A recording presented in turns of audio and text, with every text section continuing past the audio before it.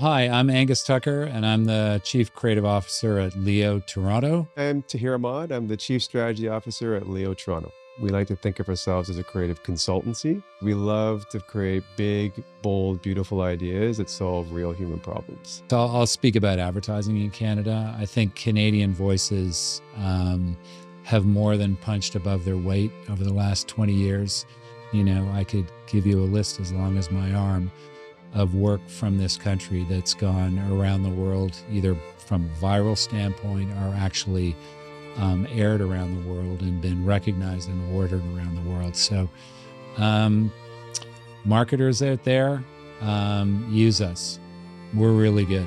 This campaign is all about getting people talking again, not about anything serious, but just actually talking to each other again.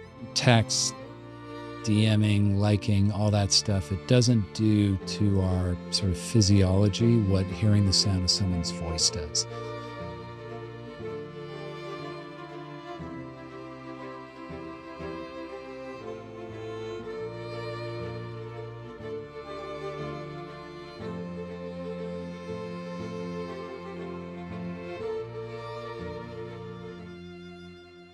Okay, so let's set it up. Background a little bit.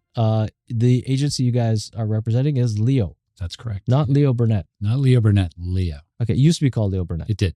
Okay, back when people could like smoke indoors. Yes. Is that I was actually in advertising when you could smoke inside, which was says a little bit right there. Yeah, it was a different industry at that does. time. Yeah, it was a different era. It was. The era of drink carts. Yeah. Mm-hmm. They did. They did. So Leo and Bell, what's that relationship look like before this campaign? So many years. I don't know the specific number of years, but it's been a long-standing, really solid, strong relationship.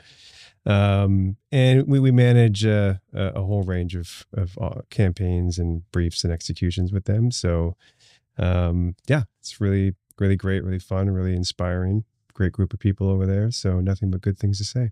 And for our audience that's outside of Canada, how would you describe Bell, like the client and its relevance in the country? I mean, they are basically, Verizon? Yeah. America? Yeah. Yeah. I mean, it goes back to Alexander Bell, and who founded basically the telephone. So, I mean, Bell is certainly the fabric of Canadian society and heritage. And, it's going head to head with Rogers in the telco category in terms of building those longstanding relationships with Canadians. So, and they do a lot of amazing things in the community and initiatives like the one you mentioned off the top around mental health. So, we're really proud to be working with them, and we're all pretty much customers of Bell as well. So a lot of good things to say there as well. Right. So this is like a storied brand in the Canadian social fabric that is perhaps, let's call it the number one telco in the country. And this is a country for our outside of Canada listeners and viewers that has very few telcos. Like we have 40 million people odd in the country, and Bell probably has 30 million subscribers. Something like that. Millions, yeah, for sure. I don't know the exact numbers, but yeah, it's a huge country, and there are a relatively small number of players in it. Totally, man. Yeah. Okay, so then the relationship was longstanding, and this campaign, was it something the client came to you guys with as an idea?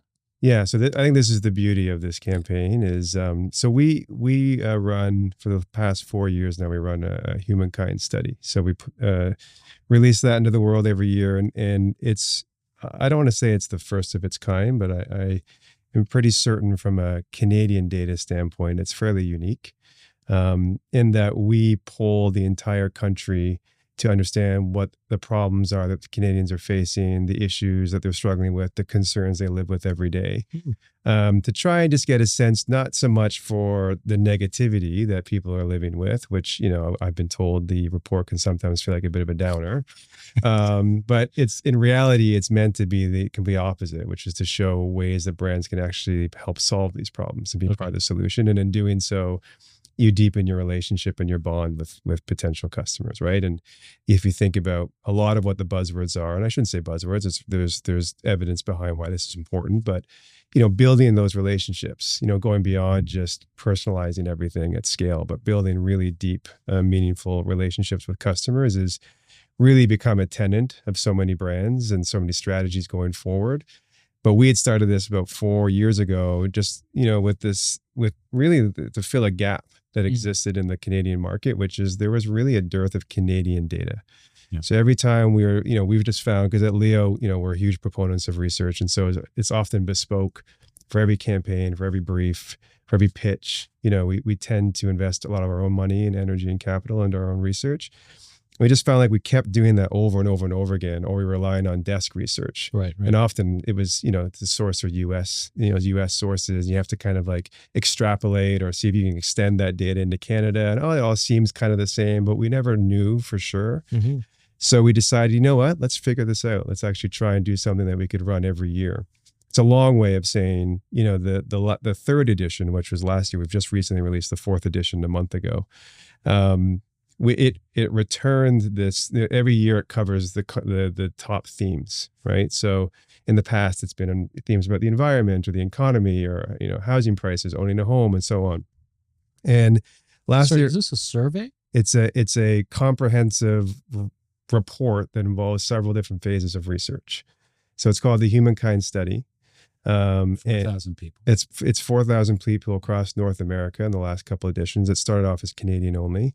We're in field for about 4 to 5 months, various waves of quant, qual. And in the end, we end up with a report that basically takes all of that and says, okay, if we had to distill this down to the top 6, 7, 8 themes that Canadians are really struggling with, let's report on that. Interesting. And if this is annualized, how do you guys kind of like tweak and update the data? Yeah, we do. I mean, I certainly didn't want to make this about the study, but what it started was like, if we had to try and distill this into something manageable, what would that look like? And so that was edition number 1. We ended up with, I think, 8 main themes. And it also launched, it didn't mean to be, but it launched right during COVID. Okay. So what started as, hey, let's get a finger on the pulse of Canada, became, this is a COVID report, which is fine, but that's just how it played out. But then subsequent years, we tried to tweak the methodology, which we did actually quite a bit in this last edition.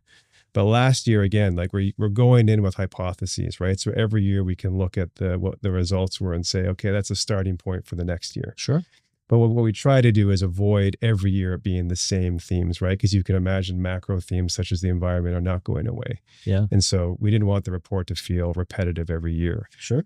So year 3, we went in, again, slightly different methodologies, some different hypotheses. But what was interesting was the loneliness aspect and theme came through really loud and clear. And we weren't looking for it necessarily. Certainly mental health and coming out still of COVID was certainly, still relevant, still impacting people's lives. Social awkwardness was still very much a thing. But this notion of loneliness felt somewhat new in terms of how prevalent it was across the board with all demographics. And sorry, just clarify this for me. What year was this? So this was 2024. Okay, as a like a new obvious trend, not something that was building over the last few years. I mean, the previous 2 years, again, we saw from mental health was certainly a theme and people struggling with that more and being more open about it. But specifically this feeling of isolation and loneliness. Interesting. That it was, again, coming out of year 2, we had a bit of a hypothesis that might be starting to emerge. And so we're in field 2023. We released the report in 2024. I should probably specify. So, we went in thinking, is this something? Let's probe on it and find out. And we found out loud and clear that it really is. And so, and then it came to light that it's an epidemic in other countries around the world. So it wasn't as if, that wasn't being covered or captured elsewhere. But for us, in terms of the study, and what we saw was, I'm hopefully I'll get all the data points right, but approximately 60% of Canadians admitted to feeling lonely somewhat to all the time. But then that number jumps to 80% when you're talking about the young generations, Gen Z, young millennials. And so when you think about that, like 80% I think it was around 77% to be completely honest, but 77% of young Canadians feeling lonely somewhat to all the time. And when you put that in the context of we were actually back together, COVID was a couple of years in the rearview mirror. We were physically back together. The proximity between us had shrunk. Yeah. Social distancing was done with, and what we started to uncover in this loneliness theme was that people just didn't know how to relate to each other anymore.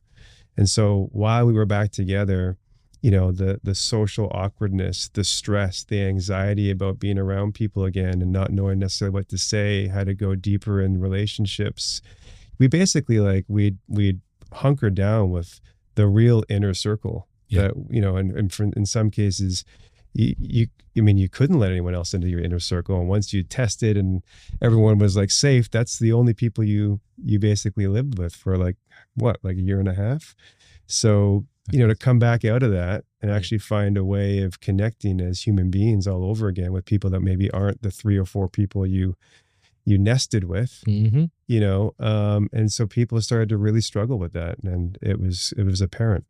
Social skills are a bit of a muscle, right? And if you don't use them, you just sort of forget how to operate in a social situation. So, what we found was that, as you actually get into this campaign that we started working on, was that, you're going, okay, why are they not talking to each other? Right. Why, what's going on? Why is this isolation happening? And there were 2 really interesting things. One was, and it's really borne out nicely. Like whenever we present this idea to different people, we'd say, when you phone your kid and they text you back as the phone's ringing going, why are you calling me?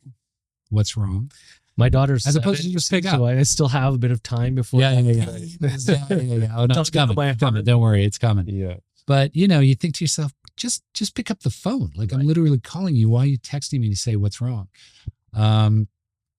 So that was one thing. There's this sort of, so you just go, okay, why are you not picking up the phone? And it generally comes down to 2 things, because it's bad news. They associate a phone call with bad news. Right. And the other one was they didn't know what to talk about. Right.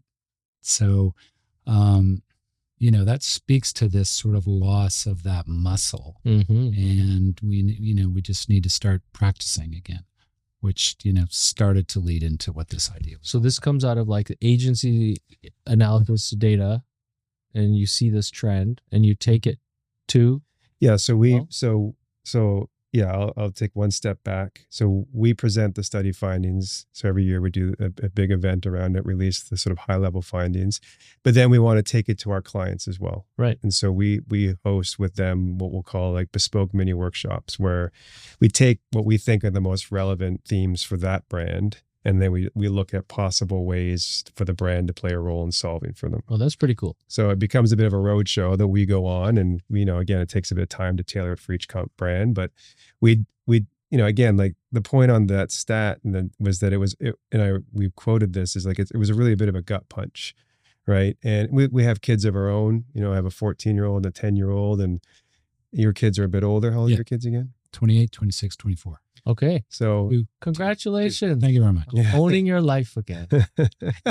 Right? Come on, life. That's true. Until I actually went back to Leo, in which case you came out of retirement. Yeah. Exactly. But I saw firsthand, and then I was seeing living proof of then at the time 12, 13-year-old trying to come back out into the world and find his place and his people, as we talked about off the top. And so I think for all of us, it really stuck with us, and it felt like we need to do something about this beyond just we can take this to a client and see if it could, result in a really interesting campaign. And I think we've always prided ourselves on doing the type of work that puts human problems at the center of the brief. Cool. And so we took this to our partners at Balance, and we worked on a brief, and it wasn't as if we just brought this to them, but we worked on the brief. We all worked on. I didn't work on the brief because I wasn't working at Leo at the time. Okay, so until that was very polite. You actually included the royal we, but I had no zero to do with. It's a team sport. Yeah, thank you. But you know, we knew from initial conversations with Dev and David Kennedy over at Bell that there was certainly, if there's a brand that, you know, could you know, legitimately do something to help. Sure. It just felt like The Bell was business of the connectivity. business of connectivity, exactly. So I think very quickly, like what we honed in on in the brief is not just the loneliness stat, because Bell had also executed some of their own research. And what they were finding, it was kind of like this nice meeting in the middle, because what they were finding is that the younger generations preferred to text, but admitted that a phone conversation made them feel less isolated. Right. Right. So it's like this really interesting, you know, juxtaposition of, I know this isn't good for me, but I also can't bring myself to do this. Interesting. And so I'm going to live in this perpetual cycle. Right. And you can also kind of fool yourself into thinking that, you know, just texting back and forth with your friends is connecting. And it is to a certain degree, but it doesn't do nearly the kind of things to your physiology, endorphins, all that kind of stuff that actually, and it really comes down to hearing the sound of your friend's voice. Yeah, sure. Communication is not purely a functional tool of the human mindset. You know, it's about emotions and how you emote and use so much of your body language. This is why we record things in studio. You see, exactly. Yeah. 100%. I'm probably going to butcher this, but there's the famous quote from Alexander Graham Bell himself. You'll maybe get it better than I will, but it's like when he makes the first phone call. And is that a joke that he's older than you and perhaps met him in his youth? I mean, look, he was a good guy. Yeah, he was a little. I'm pretty certain you worked but alongside Leo Burnett. Good guy. himself, Good guy. but, You think he was a jerk, but he wasn't. But I think that first phone call, he says, Watson, I need you. Come over here. I need to talk to you, or something like that, you know, but it's basically like, I want to see you. Like, you know, he didn't even want to continue the phone call. He wanted to see him. Yeah, because that was supposed to be like iconic. That statement was pre-planned, and it was iconic to be in the annals of history forever, as far as I understand it, to represent the collapsing of space. Right. Yeah. And that it was this like a joke that like, of course, he feels like he's there, but he's not there. Yeah, right. Exactly. I never heard that before. I Heard it here first. There you go. Cool. So that was the spark for the brief. It was just, it's not even just about talking or, you know, we really tried to isolate the fact that it's the human voice. Yeah. It's the power of hearing that voice that could be part of the solution here. So then we punted that brief to you and we all walked away and said, good luck. Yeah. And, So you ran with it. So basically the entire department was briefed, and I came in, you know, second week in November, and that's when everybody was just like, basically Marcus, the creative director in the business, and I just kind of sat in a room, and all these different teams came in just going, okay, we just tried this and this and this. So there were like quite literally hundreds of ideas, and we're just kind of writing them all down. And then one of the teams came in with this idea of just sort of, can't quite exactly remember exactly how it was phrased, but it was basically, let's just show people talking about nothing material, to make the point that doesn't matter what you talk about, it just matters that you talk. And then there was the show called Seinfeld. Exactly. Like that's exactly how it's George. It's about nothing. That's a show. That's a show right there. And it was so true, because quite often when we talk, you know, when someone says we need to talk, it's just like, oh man, it's about something bad. I don't want to talk about your feelings. I don't want to talk about what I did wrong. Right. You know, how I didn't phone you back. And trust me, my wife's a doctor. I know this. Right. She's like, are you bleeding? Otherwise, don't call me during the day. Yeah, right. But you know, the idea of just, to me, I always thought of these meaningless conversations as just the stuff that you talk about when you're driving in a car with your friends. Right. Like on some long road trip, and just the stupid shit you talk about just to kind of keep yourself amused. And you're laughing. It's easy. There's nothing at stake. And it just feels amazing. Maybe that's why road trips is so great, because you're just stuck in a car and you just chat. So that really became the foundation for it right there. And I don't know, just a light bulb went off in my head. I just went, can we, I looked at someone and I said, when are we presenting this? And there was something like, yeah, well, we're hoping to get it presented before Christmas. And I went, Christmas? Mm-hmm. Okay, let's present next week. We got it. Yeah. Like we got it. Let's just end. So anyway, and we had a meeting with the client next week, and we went like crazy for the week prior to that meeting. But yeah. And it was just a very fertile territory, right? Like the idea was so simple that it translated into, well, when you look at the entirety of the campaign, it basically works everywhere. So let's take a look at some of this stuff. That was a nice segue. Yeah. You brought us there. and then we can right. And we can talk more about how it kind of manifested, right? Cool. How it came together. Okay, how about this? Would you rather battle a dragon or 50 mini dragons? How small is mini? I don't know. Small, like up to your knees? But do they breathe fire? Dude, they're dragons. Okay, easy. But it's like mini fire, What's mini fire? It's the same physical properties as regular fire, except it burns at a lower temperature. I'm going with the 50 little dragons. No, you're wrong. Why? The bigger the dragon, the less mobile. Thanks for talking to me, man. Even though you just got torched. Oh, man, by the way, I need like 17 quarters. Let's see another one. Just stupid stuff that you talk about with you. It's a cucumber when it goes in the jar, and then it just comes out a pickle. So, like, when does that Happen. Right, like, what's the pickle point? It's nice to really talk to somebody about these things. Anyway, what are you doing tonight? Not much. What about you? I like that setup too in that scene where it's like the girl in the car, but she's parked somewhere, right? She's parked. Yeah, it's important to talk. You know? Yeah. Hold on. And she's chill too. She's Hold on. not stressed. It's not like, tell me what. Yeah. Can we see a French one? Pourquoi les oranges, on appelle ça une orange? C'est une banane, on appelle pas ça une jaune. J'avoue qu'ils sont pas trop forcés. Il aurait pu trouver mieux, genre pulpi-fruit ou ben zestibal. Ah, je l'ai. Boule à jus. C'est comme les concombres. Ça rentre dans le pot cocombe, mais ça ressort cornichon. Mais c'est quand le moment que ça se transforme. Ah, j'aime ça quand tu m'appelles pour des affaires de même. Ça fait du bien de parler des vraies affaires, hein? There we go. You know what's interesting, actually, just looking at those two spots in French and English, is that work's been done.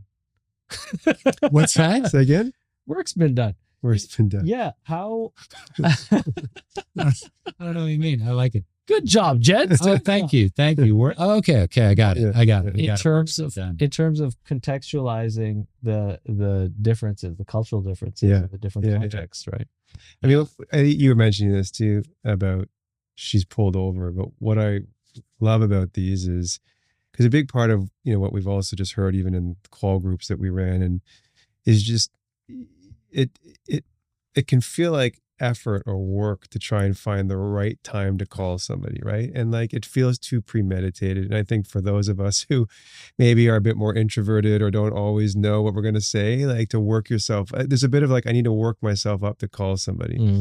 Whereas what I love about these, it just shows like one of the guy just came in the house, it looks like, and is just, probably just picked up from his buddy who's now bored of the laundromat, or Right. she's putting groceries away and the other girl's like trying to get into her car. Like it doesn't matter. Like it can be these little 3-minute windows where you just thought, you know what, I'd love to hear my friend's voice and I'm going to just talk about an apple or an orange. And then that could be it. 3 minutes and you're done. But it had, it lifted your spirits for at least the next couple hours. Yeah. And that was actually part of the execution was we wanted a lot of the conversations to be happening while you were doing something else. Okay. Right. Like the guy's in the laundromat. He's bored. He's in the laundromat. So he just phones his friend and talks about how many dragons you'd like to fight. The other woman in the pickle spot, she's just been shopping. She's unloading all the stuff. So in a way, it's kind of like, phone a friend. Right. It just makes this chore less boring. Like you don't have to focus on it and create a task out of it. It doesn't have to be this. It's almost like don't even deal. think about it. Yeah. Just do it. Yeah, it used to be like that. But then again, before that, it didn't used to be like that. We had one phone on the side of, the kitchen. with and you have to rotary dial. Yeah. Super long. Because you could extension. put any room with someone would trip over it. And Can we, I wonder, just pop into the English one, Angus? I just want to do this to watch you drive. It's fun. Which one? Go into Which one English you want there. to see? Let's show the one with the granddaughter and the granddaughter. Oh, sweet. I just think it's a nice generational play. And Look at you. I know, such a softie. So I'm just gonna press. Yeah. Okay. That'll go. Hi, Grandma. Hi, sweetie. I was just thinking about you. Well, guess who I just ran into? Who? Ryan Reyes. I remember that boy. You were real sweet on him. Grandma. No one says that anymore. Well, what would you say? I don't know. I'm low-key obsessed. Like he's a hunk? More like a snack. Like you're hungry? More like thirsty. Sounds like he's the bee's knees. I love these calls. I literally never know what you're going to say. Okay. Is there a grandmother on the planet who doesn't want that phone call from her granddaughter? Right. That's good. That's a good granddaughter. They wanna talk about anything. Yeah. Anyway. So okay, how did this manifest? So you presented the concept to the client, right? And you talk it through, and they're like, "Yeah, we love this. This is awesome." Yeah. Can I just jump in really quickly? Yeah. So I just want to say, I think this is where our client partners should get a lot of credit, because Big time. none of this is on their docket, so to speak, right? They weren't expecting. They're not this as a expecting campaign. this. They see the opportunity. They're savvy marketers, and more importantly, they're good human beings. So they see stats like that. They have their own kids. Everyone's talking about this, Yeah. But then we're kind of like, we're saying to them, look, we want to chew on this a bit more, and we'll come back to you. Mm-hmm. And when we brought back the brief to them, it wasn't a case of, that's interesting, keep going, come back to us in a few more weeks. Like, I think everyone understood the urgency of the matter. Cool. Yeah. And so when we brought this to both of them, they were just like, yeah, makes a ton of sense, go. And so there was not a lot of debate over, does it fit in the marketing plans? Do we have space for this? Where would we launch this? How would it fit with any number of cell phone plan ads that they also need to put out into the world that are equally important for their business, right? And so I think for us, what was really exciting was the energy that gave us, to your point, to say, rally the wagons or the troops, whatever saying you want to say, and let's have everyone go at this. Well, because how does this work? Like, I'm sitting outside of the industry, right? Yeah. And some of our audience may as well, if they're like newbie CMOs as well, and they're trying to figure things out. Mm-hmm. This like separation of like brand versus ad supported creative, or creative that supports advertising, right? Yeah, more like product advertising. So how does client spec, budget, or is that something that doesn't even matter until you bring this up? And so you weren't necessarily tasked with like creating X amount of brand. Yeah, I mean, development. we're probably not. I'm not the best to talk to the ratio that they have. No, I mean in the sense that like I'm coming from a place of ignorance, so I don't know if in the relationship that you have with the client, they have high as part of them working with you, they expect this kind of thing, like creative brand ideas. Yeah, or is this totally out of the blue? It's like they've hired you for marketing stuff, and then this is like, wow, yeah, you've interpreted something, us really well. Yeah. It's kind of cool.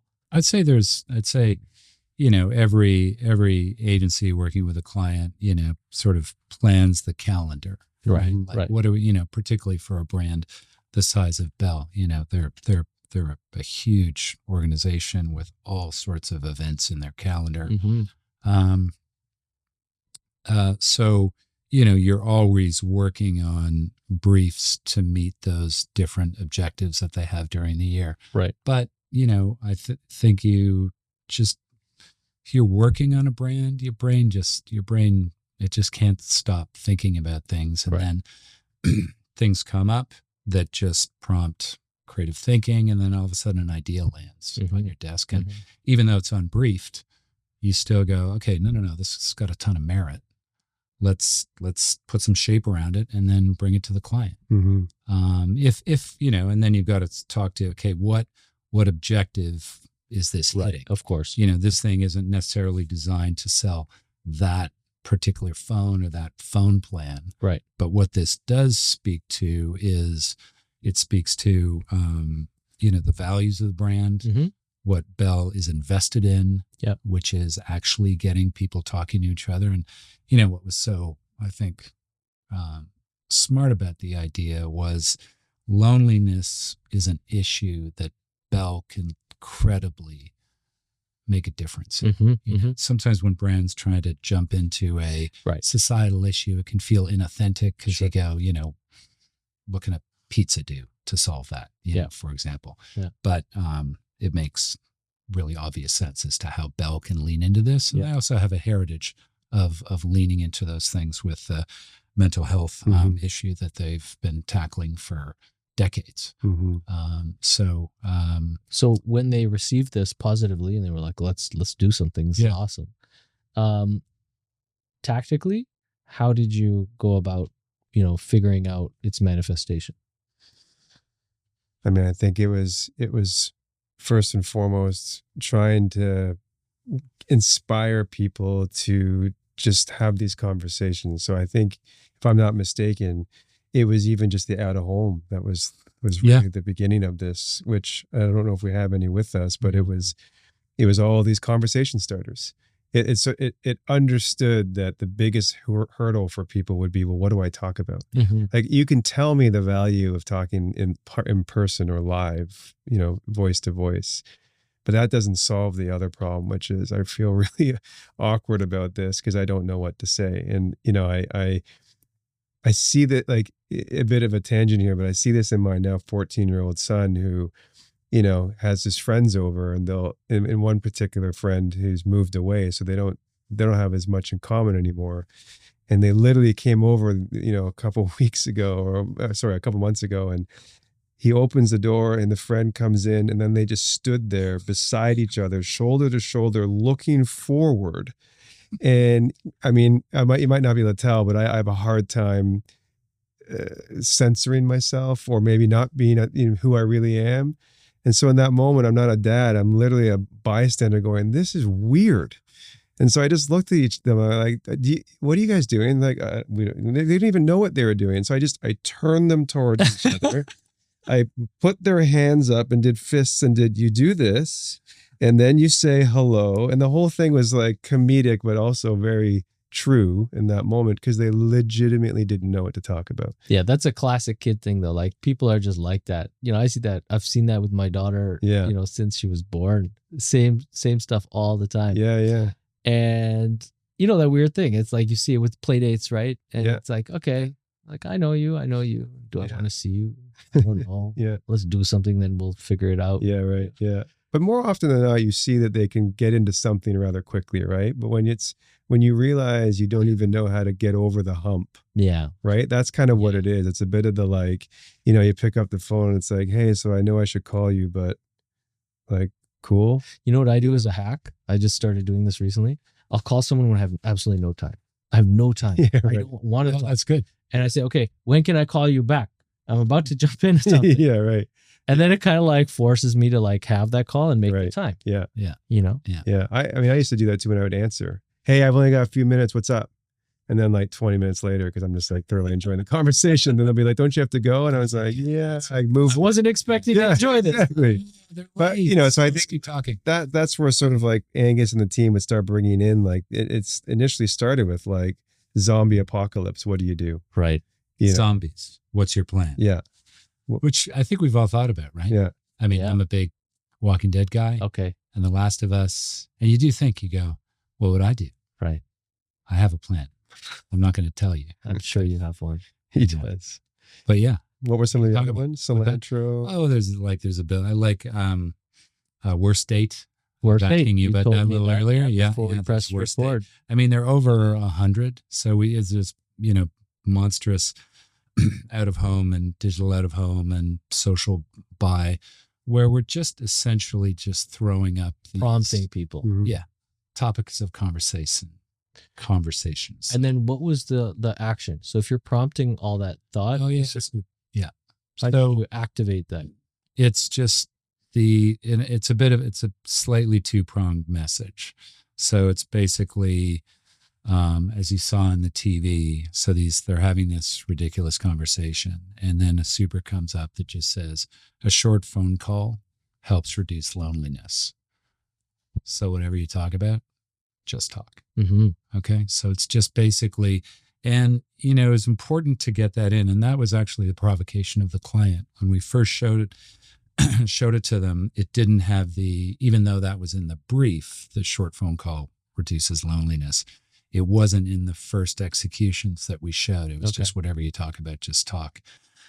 And she, very wisely just said, I think it needs the loneliness. Call out the issue. Call out the issue. And that's why this is a solution. And, as soon as she said it, I went, yeah, that needs it. Nice. Good call. So anyway, we just ended up putting it on all the work. It And just so- made it better. and Made then- sense. It goes out in the world. Yeah. And what's reception looked like? It's good. I mean, it's early. Like it's only been out there for 4 or 5 days, but Okay. This is yeah, super new. this is super fresh. I'm actually just seeing it out in the wild. I saw zombies on our way over here, which is kind of Nice. fun. It's one of my faves. But it's just kind of getting out into the world in the last week. I'm getting a lot of great stuff. I've just posted it on all my socials, Okay. which is cool. So I think a lot of people are really responding to the insight, which is talking has become this heavy, difficult, I don't even know what to do with that. It's just so much easier to text and, just chat on WhatsApp and Man, stuff. my fingers hurt, man. Right? Did you notice how when you said it's difficult, though, he looked at me? Yeah. Conversations are so difficult. Yeah. Right. I get it. With you. I totally forgot what I was talking about. You were just saying that it's so easy to text and Yeah. It is, which is, I think, why we default to it. Right. So, a lot of people are just going, you've made me think. Mhm. It's really true. And I'm paraphrasing them. I like that it's dealt with a light hand as opposed to a heavy hand. Yeah. Like, your friends are really lonely. You should call them. Right. It's a bit of that. We didn't want a finger wag. Yeah. When of you're course. trying to change behavior, when you start wagging your finger, I mean, I think we do what we all do, which is like, don't tell me. Tune out. Yeah. Right. I think the other thing I would just build on that is we all know when we talk with somebody, we always feel so much better. But I think we have convinced ourselves that this texting, it's almost like we've rationalized, well, it's better than nothing. It's subconscious, man. It's dopamine. Yeah, but I think It's that's why it's so joyful for people. They perceive to look at those 3 dots and Yeah. wait for the response. yeah, exactly. But It's like the I short. feel like we feel somewhat connected Mm. by doing that in a way that if we were to truly evaluate it, we'd say no. That's like, I like to think that all of my good guy buddies and I are Yeah. connected, and my wife, very appropriately says, you realize you're not friends anymore. Like, that's not a friendship. I think she's instructing you. That's not an it observational felt like a finger wag Yeah. right there. Well, but Yeah. she's right, because it's like if you haven't actually seen somebody in the last 6 to 8 months, I call everybody my friend. I talk to when I'm talking to like passive aggressively looking at other drivers in the next car. I'm my friend. What are you doing? yeah, right. The African in me. My daughter just does it as well now, which is Yeah. great. Yeah. No, but I agree with you You know that what I mean? Like, I just, the question of like, I would say it like this: like communication is essential. However, in terms of maintaining relationships Mm. and developing relationships, granted, communication can pick up where it stopped 10 years ago. Mhm. Sure. If those relationships are established or otherwise easy to Mhm. own, right? Yeah. Let's talk for a moment about Canada, the context for this campaign. Yeah. And the client. Mm. And where you guys work, Mm. right? How do you think Canada factors into, this narrative? I know this is like a narrative that can be applied anywhere in the world, right? The phenomenon is probably in many other countries, like you said, the report showed. Yeah. Or indicated, because it's a North American report, you said? it's North American, but then shortly after, other countries declare loneliness an epidemic in their There you country. go. So it wasn't. It's clearly been noticed. So in the examples we looked at, we Yeah. looked at French and English. Yeah. Right. So that's something interesting, Yeah. where the approach to conveying a national or an idea to the whole country in this campaign, Yeah. requires bilingualism. Yeah. However, the message has to hold true on both languages. And that could be a creative challenge. Yeah, it can be, I think, but I think where I was going with that is this is a human truth. Yeah. Like we are, I think the influence of technology is global.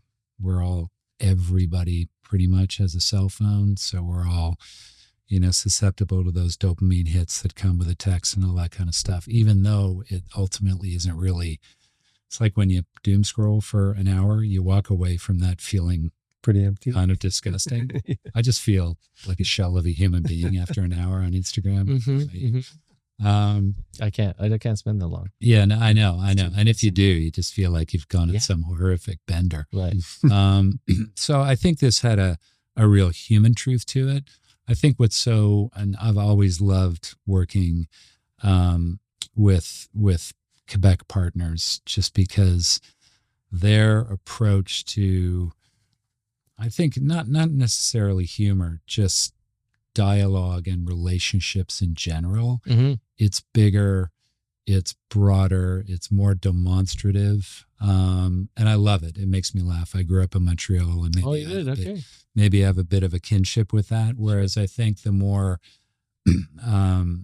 the outside of Quebec, it's a bit more of that drier British wit, right? It's just a bit drier, and the Quebec-based stuff, it's just, they just lean into each other. So there are executional differences in how they tackled even the dragon spot between these two guys. They're just way more amped up, for sure, and it's very funny. Right.